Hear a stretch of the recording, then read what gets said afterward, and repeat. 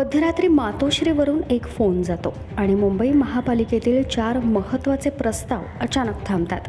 या पडद्यामागील घडामोडींमुळे महाराष्ट्राच्या राजकारणात नव्या चर्चांना उधाण आलंय। देशातील सर्वात श्रीमंत महापालिका असलेल्या मुंबई महानगरपालिकेत सध्या मोठ्या राजकीय हालचाली सुरू असल्याची चर्चा आहे।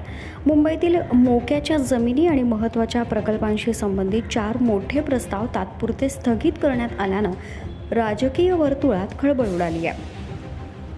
तर मंगळवारी शिवसेना ठाकरे गटाचे नेते आदित्य ठाकरे यांनी पत्रकार परिषद घेत शिंदे गटावर गंभीर आरोप केले।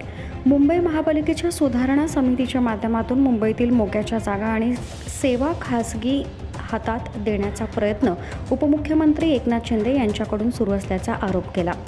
ब्लड बँक जे होत्या जे आतापर्यंत फ्री ऑफ कॉस्ट होत्या त्याच्यावर आता भाजप किंवा मिंदे यांचा डोळा आहे आणि मुंबईचं रक्त, शिवसैनिकांचं रक्त किंवा ह्या रक्तपेढ्यांमध्ये ज्या ज्या लोकांनी रक्तदान केलेलं आहे त्या रक्तातून देखील यांना पैसे कमवायचे आहेत। एवढं घाणेरडं काम हे उद्या मिंदेंचे चेअरपर्सन आणि मिंदेंचा जो काही प्रस्ताव आहे तो ह्याच्यातून कळत आहे।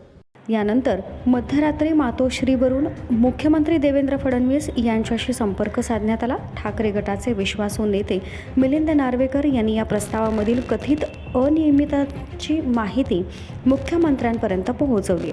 मुख्यमंत्री फडणवीस यांनी रात्रीच त्याच प्रस्तावांचा अहवाल मागून घेतला आणि त्यानंतर या 4ही वादग्रस्त प्रस्तावांना स्थगिती देण्याचे आदेश दिले।